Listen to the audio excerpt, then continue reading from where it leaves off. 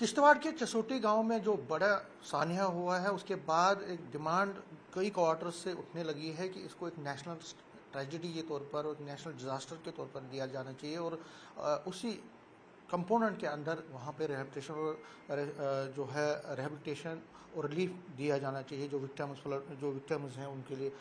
इस पर national conference का क्या व्यू है, इस पर बात करने के लिए नेशनल कॉन्फ्रेंस के सीनियर लीडर और former MLC Sheikh Bashir Ahmad News 18 से बात करने के लिए आपका धन्यवाद। आपका जो क्वांटम ऑफ वहाँ पे डिज़ास्टर हुआ है, जो क्वांटम ऑफ तबाही हुई है, उसके बाद डिमांड पिकअप करने लगी है कि उसको एक नेशनल डिज़ास्टर के तौर पर लेना चाहिए और उसी हेड के अंदर वहाँ पे रिलीफ और रिहेबिलिटेशन होनी चाहिए। पहली बात यह है कि इस तरह का डिज़ास्टर शायद पहले जम्मू कश्मीर में ऐसा नहीं हुआ है क्लाउड बर्स्ट से, और ये डिमांड के बगैर ही गवर्नमेंट ऑफ इंडिया को नेशनल डिज़ास्टर करार देना चाहिए, क्योंकि इसमें अभी तक अंदाज़ा नहीं लगाया जा सकता है कि टोटल डेथ्स कितनी हुई हैं,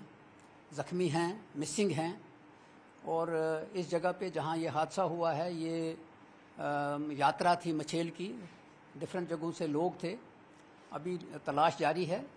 और जितना नुकसान हुआ है वो उसका भी अंदाज़ा नहीं लगाना आसान नहीं है। तो मैं समझता हूँ कि बग़ैर शोर शराबे के ही गवर्नमेंट ऑफ इंडिया को इसको नेशनल डिज़ास्टर करार देना चाहिए, और साथ ही नेशनल डिज़ास्टर करार देने के साथ साथ उन ख़ानदानों को जो उनकी मदद है खुले दिल से करनी चाहिए ताकि वो रिहेबिलिटेट हो सकें, क्योंकि जब कोई इस तरह का हादसा होता है तो वही फैमिलियां बर्दाश्त करती हैं, वही जानती हैं कि ये कैसे हम रिकवर करें, क्योंकि मरने वाला तो चला जाता है लेकिन बाकी फैमिली जो है वो काफ़ी अरसे तक झुलसती रहती है।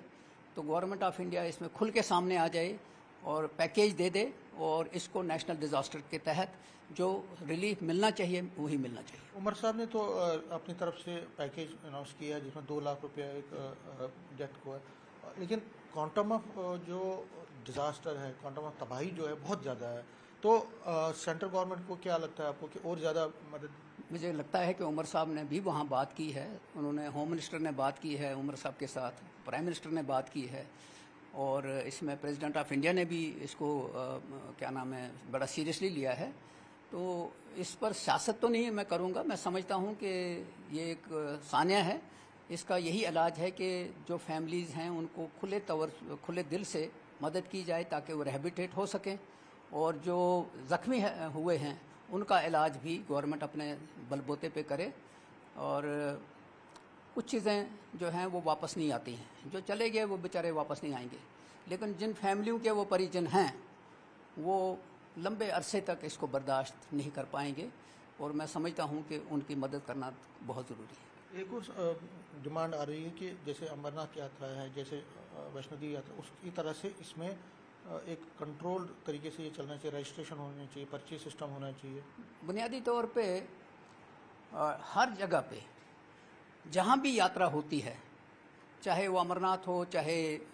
यहाँ वैष्णो देवी में जो लोग आते हैं, एक मैकेनिज़्म की ज़रूरत है कि कितने लोग आ रहे हैं, कितने निकल रहे हैं। और ये भी एक क्वेश्चन मार्क बना हुआ है कि जब ये 1 हफ्ता पहले डिक्लेयर हो गया था कि